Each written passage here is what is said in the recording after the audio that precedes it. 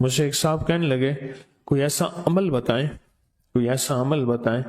کہ میں چاہتا ہوں میری 7 نسلوں میں رزق ختم نہ ہو، جو مہنگائی اور حالات اور پریشانیاں میں دیکھ رہا ہوں، کوئی ہے عمل؟ میں کہا بالکل ہے، اور میں نے اس سے کہا کہ یہ میرے پردادا کے پردادا کا عمل ہے، میرے پردادا کے پردادا کا عمل، جو ہماری خاندانی یادداشتوں میں یہ لکھا ہوا ہے، اور فرمایا اگر یہ کوئی بندہ کر لے اللہ نسلوں کا رزق اللہ سے منوا لے۔ ایک طرف دیکھتے رہیں، یاد رکھیے گا جس کو ملا ہے یقین کی طاقت میں ملا ہے، اور جس سے چھنا ہے بے یقینی نے اس سے سب کچھ چھین لیا۔ اور میں نے اس سے کہا خیال کرنا، رزق کے روحانی ساتھ منوانا، رزق کے روحانی ساتھ منوانا، رزق کے روحانی ساتھ منوانا، ورنہ دولت مال چیزیں مل جائے گی جس کے بارے میں کہا جاتا ہے کہ بعض بندے ایسے ہوتے ہیں اللہ پاک ان سے لقمے نہیں چھینتا، سجدے چھین لیتا ہے۔ کوئی ہے 70 اولیاء نے فرمایا کہ جو بندہ یہ وظیفہ پڑھے گا اللہ کا عرش ہل جاتا ہے، لا علاج بیماریاں ہوں، دکھ ہوں، غم ہوں، قرضے ہوں، مصیبتیں ہوں، ناکامیاں ہوں اور پریشانیاں ہوں، اور ایسے حالات کہ جو انسان کہے کہ بس اب تو موت ہی ہے، اس کے علاوہ کوئی راستہ نہیں، کوئی ایسی پریشانی ہو، اللہ کا نظام ہے کہ اس پہ وہ ملتا ہے جو انسان گمان نہیں کر سکتا، سوچ نہیں سکتا۔ میں نے کہا روزانہ 40 منٹ بیٹھ، 40 منٹ صبح دوپہر شام جو تیری تنہائی کا وقت ہو، 40 منٹ کوئی ایسا بیٹھ اور بس صرف ایک بار سورۃ فاتحہ پڑھ، اور اس کے بعد ایاک نعبد و ایاک نستعین کو دوہرا۔ تو میں نے اس سے عرض کیا کہ بس اس کو وجدان سے پڑھ، ایسے پڑھ کے رونگٹے کھڑے ہو جائیں، آنسو بہنے لگ جائیں، دل کے اندر کا درد اور دل کا اندر کا غم اور اللہ کے سامنے حاضری، استحضار، اور یہ کیفیتیں تیری ہوں کہ بس اس کے علاوہ کوئی مجھے یاد نہ رہے۔ اس درد سے پڑھو 40 منٹ۔ 40 کی عدد کے ساتھ کائنات کے رازوں کا بڑا تعلق ہے۔ 40 کا جو عدد ہوتا ہے بس 40 کے عدد کے ساتھ پڑھ، اور بہت توجہ سے پڑھ، روز پڑھ۔ اسی طرح دل خود بولے کہ اللہ پاک جل شانہ نے نسلوں کے لیے رزق کی عزت دولت برکت کے فیصلے کر دی، بس دل بولے۔ مانگنے میں کمی ہے تو دل نہیں بولے گا، اگر مانگے گا تو پتہ نہیں دنوں میں یا ہفتوں میں، جتنے دنوں میں فیصلہ ہو جائے گا۔ یقین ہو ایسا ایسا ایسا ایسا، اتنا زبردست یقین ہو اللہ کے ملنے پہ اور اللہ کے مانگنے پہ، اتنا یقین ہو کہ گمان اور خیال سے بالا تر یقین ہو، بہت زیادہ یقین ہو۔ یاد رکھیے گا اللہ ان سے لقمے نہیں چھینتا۔ کیوں؟ رزق جسمانی دوسرے لفظوں میں مل رہا ہے، اور رزق روحانی اللہ چھین لیتا ہے۔ یہ جو آج آپ بیٹھے ہیں تسبیح خانے میں اور میں بیٹھا ہوں، یہ ہم روحانی دسترخوان پہ بیٹھے ہیں۔ یہ بہت بڑا دسترخوان لگا ہوا ہے، یہ دسترخوان ہے۔ سنا ہے در یار پہ بڑی دھوم ہے، سنا ہے در یار پہ بڑی دھوم ہے، وہاں عاشقوں کا ہجوم ہے۔ یہ روحانی دسترخوان ہے، میں بھی خود محتاج ہوں، یہ روحانی دسترخوان ہے۔ تو میں نے اس سے عرض کیا کہ ایک دسترخوان نہیں مانگنا، دونوں مانگنا، رزق روحانی بھی، رزق جسمانی تو اس کو بھی ملتا ہے جس کو کلمہ نصیب نہیں ہوا، رزق جسمانی تو اس کو ہی ملتا ہے جس کو کملی والی کی غلامی نصیب نہیں ہوئی، رزق جسمانی تو اس کو ہی ملتا ہے جس کے ماتھے پہ شقاوت لکھی ہے، رزق جسمانی تو اس کو ملتا ہے جو اللہ کا نافرمان ہے، رزق جسمانی تو اس کو ملتا ہے جو اللہ کے وجود کا انکار کرتا ہے، رزق جسمانی تو اس کو ہی ملتا ہے جو آخرت اور قبر کا انکار کرتا ہے، رزق جسمانی تو اس کو ملتا ہے جو جنات اور برزخ کا انکار کرتا ہے، رزق جسمانی تو اس کو ملتا ہے جو خود کملی والے کی نبوت کا انکار کرتا ہے۔ وہ تو بے بہا لوگ ہیں، ان کو ملتا ہے، پر تجھے بھی صرف رزق جسمانی ملا اور اللہ سے یہ منوا لیا، ना ये ना मनवाना। अल्लाह से कहना है अल्लाह रिस्क रूहानी भी दे और रिस्क जिस्मानी भी दे। दो रिस्क इकट्ठे अता फरमा। कौन सा रिस्क? रिस्क और रिस्क जिस्मानी भी दे। कहीं ऐसा ना हो कि मेरी नस्लों में सिर्फ माल दौलत और चीजें हों और तेरा नाम और तेरे हबीब का नाम ना हो, तेरा नाम और तेरे कमली वाले का नाम ना हो, तेरा नाम और तेरे दोस्तों का नाम ना हो, तेरा नाम और तेरी आलो असहाब का नाम ना हो। कहीं ऐसा ना हो मैं महरूम हो जाऊं। मुझे आल और मोहम्मद और आले मोहम्मद और असहाब मोहम्मद की निस्बतें ये भी साथ अता किए रख। तो मैंने उससे कहा कि दो चीजें मांगना। अच्छा, कुदरत का निजाम है, कुछ दीवाने भी होते हैं, यकीन वाले होते हैं। आप जैसे आप मुखलिस बैठे हैं और पूरी दुनिया में हमारे साथ इस वक्त मुखलिस बैठे हैं जो हमारी आज की महफिल में शरीक हैं, होते हैं दीवाने। उसने यकीन से पढ़ना शुरू कर दिया। मुझसे कहने लगा एक वक्त एक जगह हो, बहुत बेहतर। मैंने उससे कहा, मैंने कहा फिर भी अगर एक वक्त एक जगह मुयस्सर ना भी हो तो अगर अमल किसी वक्त चूक जाए, अमल की जगह चूक जाए, अमल का वक्त चूक जाए, मजबूरी में ना हो तो बेहतर है, पर तवज्जो ना चूके, ध्यान ना जाए, इस्तेहजार ना जाए, यकीन ना जाए और सच्चा यकीन हो। सच्चा यकीन कि मेरा अल्लाह खुद कहता है ये मांगना भी तो उसी ने दिया है ना, उसी ने मांगना दिया है।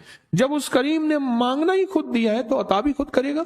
मेरी तरफ देखते रहें, याद रखिएगा जिसको मिला है यकीन की ताकत में मिला है, और जिससे छिना है बेयकीनी ने उससे सब कुछ छीन लिया।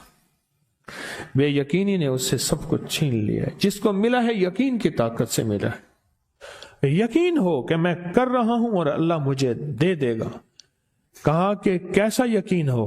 कहा जैसे बकरी के थन दूध से भरे हुए और मैं कहूं कि मेरे हाथ से दबाऊंगा और दूध निकलेगा, इससे ज्यादा यकीन। और कहा किससे ज्यादा यकीन? कहा कि एक बड़ा नोट हो और बड़ा नोट के अंदर जो है एक आने की चीज आनी है, तो मैं कहूंगा इससे तो इसकी नोट के अंदर तो हजारों आने हैं और मैं एक आने की चीज, एक टके की चीज लूंगा और मेरा काम बन जाएगा। इससे ज्यादा यकीन हो और इससे कहीं ज्यादा यकीन हो कि सख्त प्यास है और मैं पानी को देखूं और पानी को देखते ही मुझे यकीन हो कि इस सख्त प्यास में मेरा प्यास बुझ जाएगी, पेट भर जाएगा। इससे कहीं ज्यादा यकीन हो। मैं फिर भी यकीन को नहीं समझा सका। इल्म भी महदूद है, अल्फाज भी मेरे पास महदूद हैं। इससे कहीं ज्यादा यकीन हो, इससे कहीं ज्यादा यकीन हो और बहुत ज्यादा यकीन हो, इतना यकीन हो। क्या ख्याल है? आप चाहेंगे अपनी नस्लों के लिए बख्त, रिस्क, नसीब और मुकद्दर मनवा लें?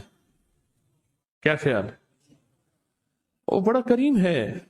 मैंने अभी नहीं बताया कि कुरान का वाकया सुनाया, हजरत मूसा और खज़र सलाम का कुरान का वाकया सुनाया कि उनकी 7 नस्लों का जो अब्बा था ना, वो 7 नस्लों में पहले वाला अब्बा, दादे के दादे के दादे का दादा, ठीक, वो नेक था, वो दुआएं मांगता था, वो अल्लाह के साथ ताल्लुक में था, उसका तकवा था। वो उसकी नेकी का असर, उसकी नेकी का असर, उसकी नेकी का असर नस्लों में मुंतकिल हुआ, नस्लों में मुंतकिल हुआ।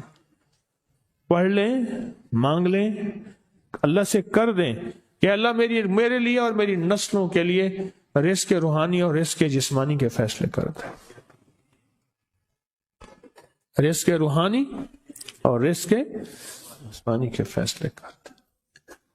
शाह अब्दुल रहीम थे शाह वलीउल्लाह रहमतुल्लाह अलैह के वालिद मोहतरम। उन्होंने शाह वलीउल्लाह से कहा, बेटा मैं तुझे रूहानी मशकें करा रहा हूं, एक मशक एक भी कर ले, अपने लिए और अपनी नस्लों के लिए अल्लाह से रिस्क मनवा ले, अल्लाह से रिस्क मनवा ले। तो पूछा कि हजरत मैं रिस्क कैसे मनवाऊं? और मैं कि कुछ वक्त ऐसा निकाला कर, ऐसा वक्त निकाला कर 2 घड़ी और 3 घड़ी का, एक साथ 2 घड़ी और 3 घड़ी, एक साथ तकरीबन 21 मिनट की होती है। تقریباً 21 منٹ کی. 2 ساعتیں مل جائیں تو 40 منٹ بنتے ہیں. تو ایک ساتھ 2 ساتھ 3 ساتھ کی گھڑی میں کہ بیٹھ کے نا سورت فاتحہ اور اس میں ایاک نعبد و ایاک نستعین کا تکرار اور استحضار کیا کر. اور ایسا کیا کر تیری آنسوں بہیں، تیرا دل روئے، تیری آنکھیں روئیں، تیرے رونگٹے کھڑے ہوں اور رواں اور اس کے اندر سے تیرا پل پل، تیرا من، تیرا جذبہ، تیری سوچیں بولیں. کیا بولے؟ ایاک نعبد و ایاک نستعین. تو ایک میلہ تھا اللہ کے نیک بندوں کا، تو اس میں 70 اولیاء جمع ہوئے. 70 اولیاء جمع ہوئے. ہر اللہ کے ولی نے کہا کہ آپ کوئی ایسا وظیفہ بتائیں، ایسی تسبیح بتائیں، ایسا ذکر بتائیں جو اللہ کے عرش کو ہلائے اور جو اللہ کی ذات کو متوجہ کر دے، جو اللہ کے تعلق کو نصیب کر دے. کوئی ایسا ذکر، کوئی ایسی تسبیح بتائیں. فرمایا سب نے بتایا کہ سورت فاتحہ ہے. اور اب سب سے پوچھا سورت فاتحہ میں کوئی ایسا جز بتائیں جو سورت فاتحہ کا دل ہو. سورت یاسین قرآن کا دل، لیکن سورت یاسین کا دل سلام قولا من رب الرحیم. ہر سورت کے اندر اللہ پاک نے کچھ نعمتیں، کچھ نکتے رکھے ہیں. تو فرمایا سورت فاتحہ کا دل. تو میلے میں جتنے بھی اولیاء 70 بیٹھے تھے، سب نے کہا کہ اگر سورت فاتحہ کا دل پانا ہے تو وہ صرف کیا ہے؟ ایاک نعبد و ایاک نستعین. اس کا مفہوم عام سادہ سے یہ ہے کہ مولا غلامی تیری، در کسی اور کا. جب غلام تیرے ہیں، منگتے تیرے ہیں، بھکاری تیرے ہیں، محتاج تیرے ہیں، پھر در بھی تیرا ہے. پھر در بھی تیرا ہے اور کسی کا در مولا نہیں ہے. پھر در بھی تیرا ہے. تیرے در کے ہم محتاج، تیرے بر کے ہم غلام ہیں. تو میں نے اس سے کہا کہ یہ وظیفہ کر، سارا دن پڑھی ایاک نعبد اور کام بھی کرتا رہے، وضو بے وضو چلتا بھی رہے، یہ پڑھتا بھی رہے، پڑھتا بھی رہے، پڑھتا بھی رہے.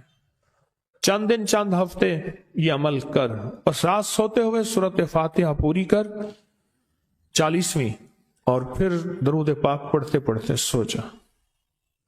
70 اولیاء نے فرمایا کہ جو بندہ یہ وظیفہ پڑھے گا اللہ کا عرش ہل جاتا ہے اور فرشتوں میں کوہرام مچ جاتا ہے، اور فرشتوں میں اللہ کے بارگاہ میں فریادیں ہوتی ہیں کہ یا اللہ یہ بندہ ہے اور اس نے یہ عمل کیا ہے، یہ وظیفہ کیا ہے اور ابھی تک اس کی دعا قبول نہیں ہوئی، اس نے یہ مانگا ہے ابھی تک دعا قبول نہیں ہوئی.